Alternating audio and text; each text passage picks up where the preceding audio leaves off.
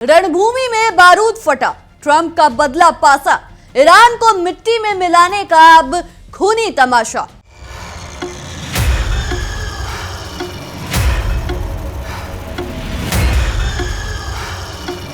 युद्ध की सीमा टूटी, अब सीधे आर या पार।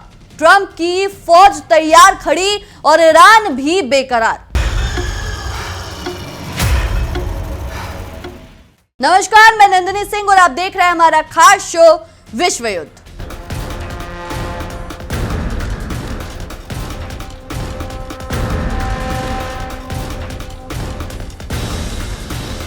मिडिल ईस्ट के सुलगते हुए अखाड़े से बारूद की ऐसी सनसनीखेज और खौफनाक लपटें उठ रही हैं कि दुनिया भर की महाशक्तियों के सिंहासन डोल गए हैं। कूटनीति के बंद और आलीशान कमरों से लेकर खाड़ी देशों के रेतीले और सुलगते हुए युद्ध के मैदानों तक इस समय चौंकाने वाली खबरों का ऐसा तांता लगा हुआ है जिसने पूरी दुनिया का ब्लड प्रेशर 7वें आसमान पर पहुंचा दिया है। ग्लोबल पॉलिटिक्स के इस महासंग्राम के बीच सबसे बड़ा, सबसे पहला और सबसे हिला देने वाला झटका सीधे वॉशिंगटन के व्हाइट हाउस से लगा है। हमेशा ईरान को नेस्तनाबूद करने की और उससे कच्चा चबा जाने की सरेआम धमकी देने वाले राष्ट्रपति डोनाल्ड ट्रंप ने एक ऐसा तगड़ा कूटनीतिक यू टर्न लिया है कि दुनिया भर के बड़े बड़े राजनीतिक पंडित और रणनीतिकार चारों खाने चित हो गए हैं। हमेशा ईरान पर आग उगलने वाले और सख्त पाबंदियों की हंटर चलाने वाले ट्रंप आज अचानक अपने सुर बदलते हुए ईरान के सुप्रीम लीडर मुस्तफा खामेनेई से आमने सामने की महा मुलाकात का एक ऐसा पासा फेंक रहे हैं जिसने सबको सन्न कर दिया है। व्हाइट हाउस के प्रेस रूम में पत्रकारों के सामने अपना सीना चौड़ा करके डोनाल्ड ट्रंप ने बड़े ही सधे हुए अंदाज में बयान दिया कि वैसे तो व्यक्तिगत रूप से इस समय ईरान के सर्वोच्च नेता से मिलना नहीं चाहते, लेकिन अगर अमेरिका और ईरान के बीच कोई ऐतिहासिक डील, कोई बड़ा समझौता या कोई महासौदा फाइनल होता है तो उन्हें ईरान के सबसे बड़े मजहबी और राजनीतिक नेता से हाथ मिलाने में बेहद गर्व महसूस होगा। जी हां, ट्रंप ने बड़े ही ठाठ और रौब से दुनिया को यह भी जता दिया कि उनकी ये संभावित मुलाकात कोई साधारण मुलाकात नहीं होगी, बल्कि इसमें पूरा अदब और प्रोटोकॉल होगा और वो खुद ईरान के सुप्रीम लीडर के साथ एकदम इज्जत, शिष्टाचार और कड़क कूटनीतिक कायदों से पेश आएंगे। लेकिन ठहरिए, ट्रंप के इस दोस्ताना और शांतिप्रिय दिखने वाले बयान के पीछे एक ऐसी खौफनाक, रोंगटे खड़े कर देने वाली मिलिट्री साजिश भी छिपी हुई है जिसका खुलासा जब खुद ट्रंप ने किया तो सुनने वालों के पैरों तले जमीन खिसक गई। आपको भी बताते हैं, डोनाल्ड ट्रंप ने खुद इस गहरे राज से पर्दा उठाया है कि उनकी सरकार पेंटागन के जनरल और अमेरिकी खुफिया एजेंसियां ईरान के बेहद सुरक्षित परमाणु ठिकानों के भीतर सीधे घुसकर वहां से भारी मात्रा में मौजूद संवर्धित यानी एनरिच्ड यूरेनियम को जबरन लूटने या अपने कब्जे में लेने का एक बेहद सीक्रेट और घातक मिलिट्री प्लान तैयार कर चुकी थी। सही सुन रहे हैं आप, अमेरिकी फौजें पूरी तरह तैयारी के साथ ईरान की सरजमी पर कदम रखने ही वाली थी और युद्ध का बिगुल बजने ही वाला था, लेकिन ऐन वक्त पर इस खतरनाक सीक्रेट मिशन को ठंडे बस्ते में डालना पड़ा। ट्रंप ने खुद कैमरे के सामने ये सच कबूला कि ये सैन्य ऑपरेशन इतना ज्यादा जोखिम भरा और आत्मघाती था कि इसमें अमेरिकी सैनिकों की लाशों के ढेर लग सकते थे। अमेरिकी सेना को भारी जनहानि उठानी पड़ती और पूरे मिडिल ईस्ट में एक ऐसी तबाही मचती जिसे संभालना नामुमकिन हो जाता। ट्रंप ने इस पूरे मामले को समझाने के लिए इसकी तुलना वेनेजुएला के संकट से की और बड़े ही बेबाक अंदाज में कहा कि वेनेजुएला के वामपंथी नेता निकोलस मादुरो को दबोचना या उनके खिलाफ त्वरित कार्रवाई करना तो बाएं हाथ का खेल था जो कुछ ही मिनटों या दिनों में खत्म हो सकता था, लेकिन ईरान के परमाणु चक्रव्यूह में घुसना कोई बच्चों का खेल या हंसी मजाक नहीं है। वहां से यूरेनियम निकालने के लिए अमेरिकी सेना को हफ्तों तक खून खराबा झेलना पड़ सकता है, भारी भरकम मिलिट्री साजो सामान और भारी मशीनरी झोंकनी पड़ती है और अमेरिकी जवानों की जान को सीधा खतरा बन सकता था। इसी रणनीतिक और खौफनाक आकलन के बाद अमेरिकी फौज ने आखिरी वक्त पर अपने कदम पीछे खींचना ही मुनासिब समझा। एक तरफ जहां वॉशिंगटन के व्हाइट हाउस में बयानों के तीखे और जहरीले तीर चल रहे हैं, वहीं दूसरी तरफ खाड़ी देशों की वास्तविक जमीन पर निर्दोषों के खून की होली खेली जा रही है। सुरक्षा के लिहाज से बेहद कड़े और घेरे और हमेशा वीआईपी मूवमेंट से गुलजार रहने वाले कुवैत इंटरनेशनल एयरपोर्ट पर एक ऐसा दिल दहला देने वाला खूनी खेल हुआ जिसने पूरी दुनिया को झकझोर कर रख दिया। एयरपोर्ट के सबसे व्यस्त टर्मिनल एक से एक आत्मघाती और बारूद से लदा ईरानी ड्रोन सीधे आकर टकरा गया। ड्रोन के गिरते ही, पलक झपकते ही एक ऐसा भीषण और गगनभेदी धमाका हुआ कि पूरे एयरपोर्ट परिसर की मजबूत इमारत से ताश के पत्तों की तरह हिल गई और टर्मिनल 1 का एक बड़ा हिस्सा मलबे के ढेर में तब्दील हो गया। इस खौफनाक हवाई हमले की चपेट में आने से वहां अपनी रोजी रोटी कमाने गए एक बेकसूर भारतीय नागरिक की मौत हो गई, जबकि लगभग 60 अन्य लोग इस भयानक विस्फोट, आग की लपटों और उड़ते हुए लोहे कंक्रीट के मलबे की चपेट में आकर खून से लथपथ हो गए। कुवैत के अस्पतालों में इस समय चीख पुकार मची है और कई घायलों की हालत इतनी नाजुक है कि वो वेंटिलेटर पर अपनी आखिरी सांसें गिन रहे हैं। इस हमले के बाद पूरे खाड़ी क्षेत्र के देशों में रेड अलर्ट जारी कर दिया गया, लेकिन इस हमले के तुरंत बाद ईरान के तेवर ढीले होने के बजाय और ज्यादा आक्रामक और कड़े हो गए थे। ईरान के सैन्य कमांडरों ने सरेआम मीडिया में आकर कोई मामूली गीदड़ भभकी नहीं बल्कि दुनिया को एक खुली और सीधी धमकी दे डाली। ईरान ने दहाड़ते हुए साफ साफ लफ्जों में कह दिया कि अगर उसकी पवित्र सरजमी पर या दुनिया के किसी भी कोने में उसके मौजूद रणनीतिक और आर्थिक हितों पर किसी ने आंख उठाने की भी हिमाकत की तो वो उसका ऐसा खौफनाक और विनाशकारी अंजाम देगा कि आने वाली नस्लें कांप उठेंगी। इसके साथ ही ईरान ने अपने पड़ोसी अरब देशों, खासकर कुवैत और बहरीन की तरफ सीधे उंगली उठाते हुए कड़े लहजों में चेतावनी दी कि अगर उन्हें अपनी जमीन, अपने सैन्य अड्डों या अपने आसमान का इस्तेमाल अमेरिका या किसी भी विदेशी ताकत को ईरान के खिलाफ साजिश रचने या हमला करने के लिए करने दिया तो ईरान इस कदम को कतई नजरअंदाज नहीं करेगा और वो इन पड़ोसी देशों को भी मिट्टी में मिलाने से पीछे नहीं हटेगा। तनाव और बारूद की भयंकर आग सिर्फ कुवैत तक ही सीमित नहीं है, बल्कि इसका एक खूनी मोर्चा इजराइल और लेबनान की सीमा पर भी खुला हुआ है। दुनिया की आंखों में धूल झोंकने के लिए और अंतर्राष्ट्रीय बिरादरी को शांत करने के लिए इजराइल और लेबनान के बीच सीज फायर यानी युद्ध विराम का एक बड़ा नाटक तो रच दिया गया, लेकिन हकीकत की जमीन पर इस शांति समझौते की सरेआम धज्जियां उड़ा दी गई और बारूद की बारिश एक मिनट के लिए भी थमी नहीं। दक्षिणी लेबनान से आ रही ताजा और डराने वाली रिपोर्टों के मुताबिक इजरायली लड़ाकू विमानों ने लेबनान के ऐतिहासिक और रणनीतिक शहर टायर में युद्ध के सहारे नियम कायदों को ताक पर रखकर एक के बाद एक 4 बेहद घातक और विनाशकारी मिसाइलें दाग दी। ये मिसाइलें किसी मिलिट्री बेस पर नहीं बल्कि सीधे तौर पर जबल अमेल अस्पताल के ठीक आसपास के रिहायशी परिसर के सीने पर जाकर गिरी। मिसाइलों के गिरते ही अस्पताल के अंदर भर्ती मरीजों, तेरामदारों, डॉक्टरों और नर्सों के बीच ऐसी भागदड़, अफरा तफरी और दर्दनाक चीख पुकार मची कि पूरा आसमान कांप उठा।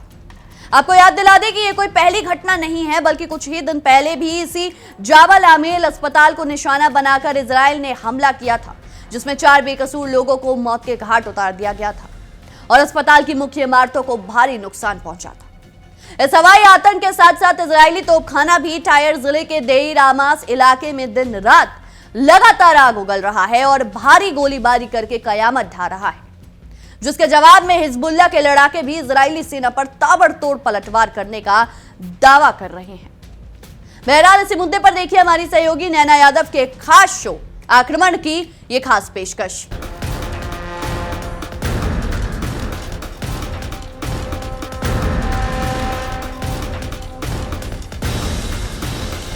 चलिए करते हैं शुरुआत इस समय की बड़ी खबर के साथ। बड़ी वर्ल्ड ब्रेकिंग आपको बता दें, युद्ध विराम को लेकर डोनाल्ड ट्रंप का बड़ा बयान। युद्ध विराम को लेकर डोनाल्ड ट्रंप का बड़ा बयान यह है कि युद्ध विराम खत्म करने पर विचार किया जा सकता है। ट्रंप कह रहे हैं कि अमेरिकी सैनिकों की मौत से युद्ध विराम खत्म होगा, फिर जब जंग होगी तो दुनिया देखेगी। डोनाल्ड ट्रंप अमेरिकी ठिकानों पर हमले के बाद में उनका ये बड़ा बयान सामने आया है, जो ये तो स्पष्ट बता देता है कि किस तरह से वो खुद बड़े सुपर एक्साइटेड नजर आते हैं। वो खुद चाहते हैं कि इस युद्ध का जो आगाज हुआ वो शांतिपूर्वक ही सही, लेकिन जल्दी से कहीं ना कहीं इसका अंत होगा। क्या डोनाल्ड ट्रंप डील और जंग के बीच में कंफ्यूज हैं? डील पर ट्रंप क्या कंफ्यूज हैं, ऐसा क्यों उनके साथी कहते हैं, आइए आपको बताते हैं ईरान से डील को लेकर क्या बड़ी बातें कही जा रही है। दरअसल ईरान से बातचीत बहुत अच्छी चल रही है, ये डोनाल्ड ट्रंप की तरफ से कहा जा रहा है, और ईरान से डील हो भी सकती है और नहीं भी हो सकती है, ये भी बड़ा असमंजस वाला वाक्य है। अगर डील हुई तो वीकेंड तक बड़ा ऐलान हो सकता है, लेकिन अगर डील नहीं हुई तो क्या, तो होगा विध्वंस। ईरान के साथ कुछ भी हो सकता है, ये स्पष्ट कहा गया। लेकिन संवर्धित यूरेनियम पर आखिर क्या बात है? डोनाल्ड ट्रंप कह रहे हैं कि मैं एनरिच्ड यूरेनियम हासिल करना चाहता हूं, हम ईरान में जाकर यूरेनियम लेकर ही आएंगे, और सिर्फ अमेरिका और चीन के पास में ही यूरेनियम लाने की ताकत है, ये डोनाल्ड ट्रंप की तरफ से बात कही गई। लेकिन आखिर स्ट्रेट ऑफ हॉर्मुज पर क्या बात है, उसके तर्क, दरअसल समझौता होते ही स्ट्रेट ऑफ हॉर्मुज खुल जाएगा। दावा यह है कि हॉर्मुज स्ट्रेट बहुत ही जल्द खुलने वाला है, लेकिन लेबनान में अटैक का मुद्दा अलग होगा। जो अभी हालात हैं उसमें लेबनान शामिल नहीं है। लेकिन आखिर ट्रंप के जो बयान सामने आए उसके मायने क्या? ट्रंप को अभी भी डील की ज्यादा उम्मीद फिलहाल नजर नहीं आती, खासतौर से यूरेनियम पर ट्रंप की जो जिद है वो ही डील में बड़ी बाधा बन रही है। हॉर्मुज तभी खुलेगा जब डील फाइनल होगी, और डील फाइनल होगी इसमें बड़ा असमंजस है, ये तो स्पष्ट हो जाता है। डोनाल्ड ट्रंप की जो मंशा है फिलहाल वो तो यही नजर आती है। क्या मिडिल ईस्ट में तीसरा विश्व युद्ध रुकने वाला है, या फिर दुनिया की आंखों में धूल झोंकने के लिए शांति का सबसे बड़ा ढोंग रचा जा रहा है? एक तरफ अमेरिका की धमक, दूसरी तरफ ईरान का बारूदी पलटवार, ना अमेरिका झुका ना ईरान टूटा। तो फिर ये डील आखिर कैसे हुई, जिसमें बारूद की गंध भी और समझौतों की मेज भी? आज खुलेगा स्ट्रेट ऑफ हॉर्मुज का वो राज जो दुनिया की तकदीर तय करने वाला है।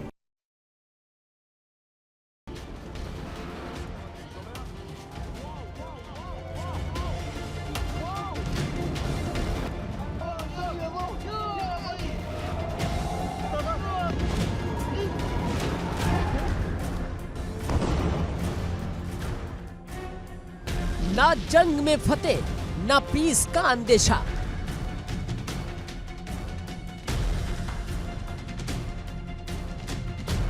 तो फिर ये पीस डील कैसी है बॉस? पश्चिम एशिया की जमीन पिछले कई महीनों से सुलग रही है।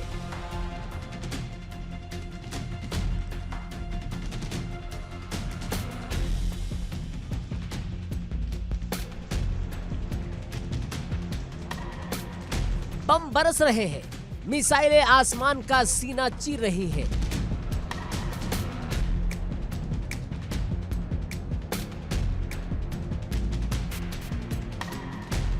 अमेरिका और इजराइल ने कसम खाई थी कि ईरान को घुटनों पर ला देंगे, लेकिन ईरान अड़ा रहा, लड़ा रहा।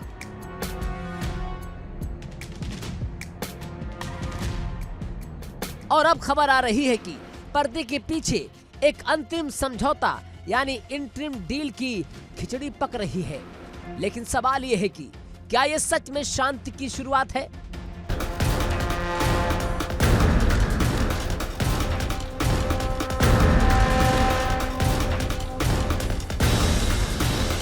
मिडिल ईस्ट के इस खूनी ड्रामे और युद्ध की विभीषिका का सीधा और बेहद तगड़ा झटका दुनिया की जेब यानी ग्लोबल इकोनॉमी और क्रूड ऑयल मार्केट को लगा है। अमेरिकी नौसेना ने समंदर में अंतर्राष्ट्रीय पानी में ईरान के चारों तरफ ऐसा आक्रामक और सख्त घेरा बिछाया है कि ईरान के पूरे तेल साम्राज्य की आर्थिक कमर बुरी तरह टूट चुकी है। शिपिंग इंडस्ट्री के सबसे प्रतिष्ठित प्रामाणिक जर्नल की ताजा रिपोर्ट पर अगर हम नजर डालें, इनके आंकड़ों पर नजर डालें, तो इस अमेरिकी आर्थिक नाकेबंदी के कारण मई के महीने में ईरान का कुल कच्चा तेल निर्यात उसके पिछले महीने यानी अप्रैल की तुलना में लगभग 85% तक धड़ाम से नीचे गिर गया है। अगर इसकी तुलना पिछले 12 महीनों की कुल औसत निर्यात से की जाए तो यह गिरावट और भी ज्यादा डरावनी है, यानी लगभग 90% तक पहुंच जाती है। स्थिति इतनी बदतर हो चुकी है कि अमेरिकी नौसैनिक बलों के खौफ और जहाजों के पकड़े जाने के डर से ईरान अब अपने बड़े बड़े VLC यानी वेरी लार्ज क्रूड कैरियर तेल टैंकरों को समंदर में उतारने की हिम्मत तक नहीं कर पा रहा है। अपनी डूबती अर्थव्यवस्था को बचाने के लिए ईरान अब मजबूरन और छिपकर छोटे छोटे नावों और तेल टैंकरों के जरिए अंतर्राष्ट्रीय नियमों को ठेंगा दिखाते हुए तेल की ब्लैक मार्केटिंग और तस्करी करने की नाकाम कोशिश कर रहा है। तेल के इस वैश्विक खेल में खलबली और सस्पेंस तब और गहरा गया जब रॉयटर्स की एक एक्सक्लूसिव इंटरनेशनल रिपोर्ट ने दुनिया को चौंका दिया। इस रिपोर्ट के मुताबिक खाड़ी के एक और बेहद शांत और महत्वपूर्ण देश ओमान के सबसे बड़े मीना अल फलह ऑयल टर्मिनल पर एक बेहद रहस्यमयी और जोरदार धमाका हो गया। बताया जा रहा है कि यह धमाका टर्मिनल के दो सबसे मुख्य लैंडिंग पॉइंट्स यानी SBM-1 और SBM-2 बर्थ के ठीक बीच के समुद्री हिस्से में हुआ। अंतर्राष्ट्रीय खुफिया सूत्रों और बंदरगाह के अधिकारियों के हवाले से इसे एक सोचे समझे और कथित ड्रोन हमले का नतीजा बताया जा रहा है, जिसने ओमान के सुरक्षित तेल केंद्र की सुरक्षा व्यवस्था को तार-तार कर दिया है। इस धमाके के बाद ओमान सरकार के हाथ पांव इस कदर फूल गए कि उन्होंने आनन फानन में एहतियात के तौर पर अपने इस प्रमुख टर्मिनल से कच्चे तेल की हर तरह की लैंडिंग, लोडिंग और जहाजों की आवाजाही को अस्थायी रूप से पूरी तरह रोक दिया है। हालांकि ओमान सरकार इस संवेदनशील हमले पर आधिकारिक रूप से कुछ भी बोलने या मुंह खोलने से कतरा रही है, लेकिन बाजार के बड़े बड़े खिलाड़ी अच्छी तरह समझ चुके हैं कि पानी अब सिर के ऊपर जा चुका है। इस सारे बवाल, पाबंदियों और धमाकों के बीच राहत की बात सिर्फ इतनी रही कि इजराइल लेबनान सीज फायर की थोड़ी बहुत बची कुची उम्मीदों के सहारे अंतर्राष्ट्रीय कमोडिटी बाजार में कच्चे तेल की कीमतों में आज एक बहुत ही मामूली और हल्की मंदी या गिरावट देखी गई। इस मामूली उतार चढ़ाव के तहत वैश्विक मानक माना जाने वाला ब्रेंट क्रूड ऑयल अंतर्राष्ट्रीय बाजार में करीब 0.69% की गिरावट के साथ $97.14 प्रति बैरल के स्तर पर ट्रेड करता देखा गया, जबकि अमेरिकी मानक यानी WIT क्रूड ऑयल भी लगभग 0.65% की सुस्ती दिखाते हुए $95.40 प्रति बैरल के स्तर पर आकर टिक गया, जो बाजार में छाई गहरी अनिश्चितता और डर के माहौल को साफ साफ बयां कर रहा है।